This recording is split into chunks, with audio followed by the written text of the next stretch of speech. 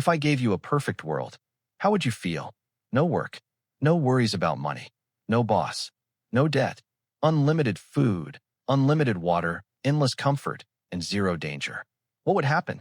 Would you be overjoyed? Is this paradise? Or would you go mad with boredom and start eating each other?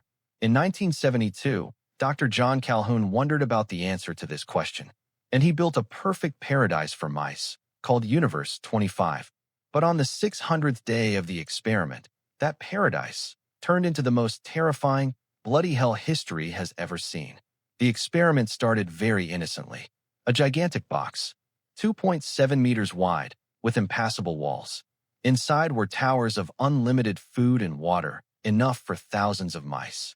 No disease, no predators, no cats, no freezing cold outside. The 4 healthiest male and 4 healthiest female mice were placed inside. The modern-day Adams and Eves. This was called phasa, that is, the adaptive process. The mice were initially surprised, because they didn't have to struggle. There was no fighting for food. Just walk and eat. Everything was free. Soon, these 8 mice felt like the luckiest creatures in the world. So they fulfilled nature's most basic command, to reproduce. And rapidly, every 55 days, the population doubled. It was a population explosion. Offspring were born, grew, and none died. Because there was no cause for death. This period was called Phase B, the rapid growth phase. The golden age. Everyone was happy. Mothers cared for their young. Fathers protected their nests. But by day 315, the population had reached 620, and the first cracks began to appear, not in the walls, but in the minds of the mice. Because paradise had a hidden price, space was limited, but desires were limitless.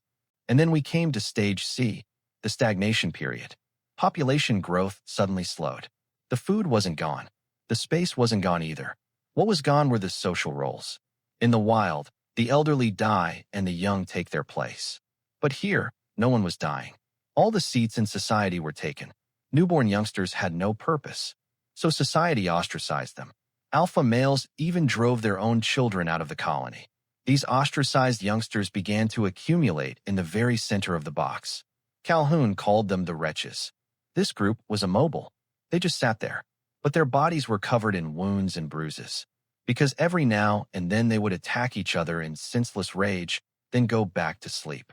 Up above, the alpha males were exhausted. There were so many mice that defending the territory was impossible. Finally, they gave up. They stopped defending. They no longer cared who went where.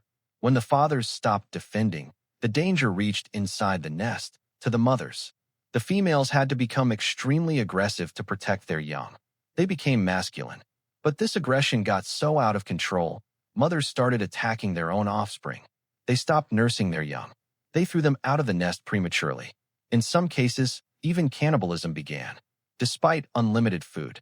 Imagine, tons of delicious cheese on the ground, but they were eating each other. The problem wasn't hunger, it was madness. In the midst of this bloody chaos, a very strange new group emerged. Dr. Calhoun called them the beautiful ones, because they had not a single scar on them. These males didn't fight. They didn't mate. They didn't socialize. They didn't get involved in anything. They only did 3 things: eat, sleep, groom. They lived as if there was no one else in the world but them. A state of complete narcissism. When females approached them, they ran away. They had completely lost their reproductive instincts. When Dr. Calhoun looked at them, he didn't see rats. He saw future humans. And as the number of the beautiful ones increased, the population rapidly declined. And the final act, stage D, death stage. The population began to decline rapidly. As the older generation died, there were no new offspring to replace them. Because the beautiful ones didn't know how to mate. They had never learned courtship, socialization, or parenthood. These instincts had been erased. Interestingly, because the population had decreased, space had opened up again. It had become paradise once more. But the remaining mice couldn't return to normal. That social software in their brains had been permanently erased. There was no going back. The last female died. Then the last male. On the 1780th day of the experiment, the last mouse in Universe 25 also died. Paradise turned into a graveyard. Dr. Calhoun repeated this experiment many times. The result was always the same. absolute annihilation. Calhoun explained this situation as follows. A living being dies twice. The first is the death of the soul. That is, the disappearance of the purpose of life and social bonds. The second is the death of the body. The mice were actually already dead in stage C. Because if there is no struggle, there is no purpose. If there is no purpose, there is no life energy. Nature designed us not for comfort, but to cope with difficulties. Challenge keeps us sharp. When you take away the challenge, character and spirit melt away. All that remains is a consuming mass of flesh. Does this story sound familiar? Now let's look in the mirror. We have unlimited food, supermarkets. We have climate-controlled homes. There are no physical threats. In Japan, young people called hikikomori don't leave their rooms for years. A generation called herbivorous men refuses to form relationships and get married. On social media, we are all the pretty ones. We only clean our profiles. We don't form deep connections.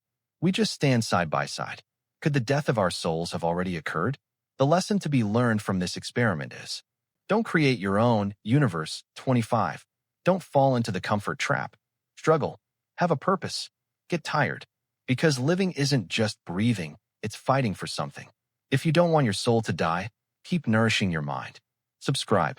See you in the next video. Take care.